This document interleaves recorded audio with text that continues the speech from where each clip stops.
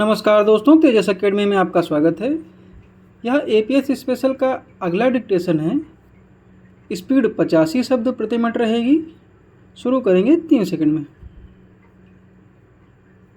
स्वायत्त शासन एक प्रणाली है जिसमें निर्दिष्ट क्षेत्रों या क्षेत्रों में स्थानीय सरकारें अपने क्षेत्र में स्वतंत्रता के साथ निर्णय लेती हैं। इस प्रणाली में स्थानीय सरकारें अपने क्षेत्र में संबंधित नीतियों को तय करने और क्रियान्वयन करने की अधिकार रखती हैं, जो उस क्षेत्र की विशेषताओं और आवश्यकताओं के अनुरूप होती हैं।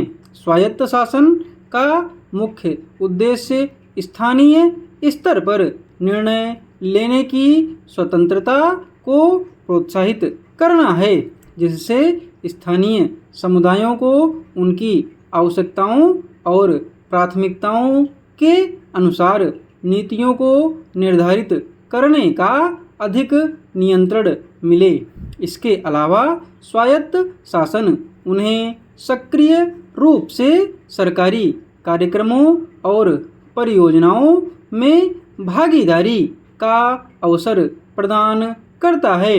इसके माध्यम से विभिन्न राज्यों और क्षेत्रों में स्थानीय सरकारें विकास और प्रबंधन के क्षेत्र में नई और प्रभावी नीतियों का अनुसरण कर सकती हैं।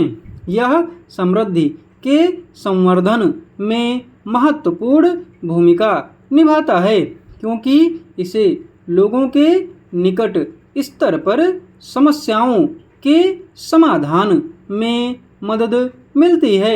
स्वायत्त शासन का एक और महत्वपूर्ण पहलू यह है कि यह नागरिकों को सीधे निर्णय लेने की स्वतंत्रता प्रदान करता है और लोकतंत्र को स्थानीय स्तर पर साकार करता है। इसके माध्यम से लोगों को सांसदों और स्थानीय नेताओं के खिलाफ अपनी आपसी निर्णयों को प्रभावी रूप से प्रभावित करने का अवसर मिलता है। स्वायत्त शासन की व्यापकता और निर्णय लेने की स्वतंत्रता के कारण यह एक महत्वपूर्ण और प्रभावी प्रणाली है, जो समृद्धि, सामर्थ्य और संवैधानिक न्याय के माध्यम से स्थानीय समुदायों को विकसित करने में मदद कर सकती है। भारत विकसित देशों की श्रेणी में एक महत्वपूर्ण स्थान बनाने की ओर अग्रसर है।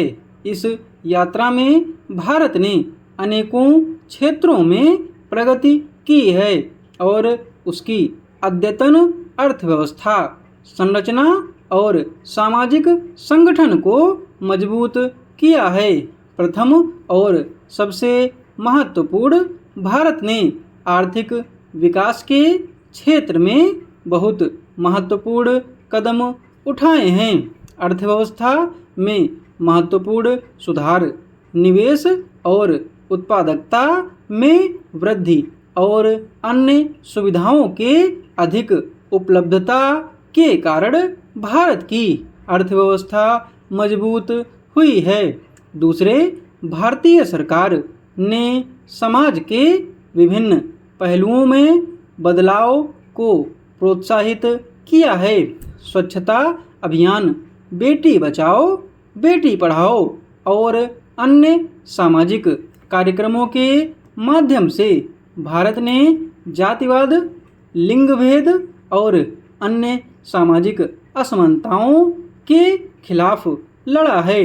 तीसरे, भारतीय सरकार ने अनेक क्षेत्रों में विज्ञान, प्रौद्योगिकी और अनुसंधान को प्रोत्साहित किया है।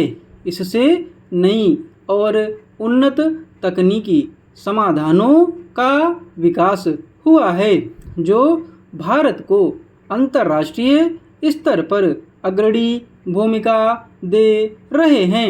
इन सभी पहलुओं के साथ भारत ने अपने अंतर्राष्ट्रीय संबंधों को भी मजबूत किया है। यह एक विश्वव्यापी विशेषता, व्यापार और गहरी सांस्कृतिक विरासत के रूप में उभर रहा है। इस डिक्टेशन की PDF आपको शाम को टेलीग्राम पर मिलेगी। टेलीग्राम चैनल का लिंक डिस्क्रिप्शन बॉक्स में दिया हुआ है। धन्यवाद।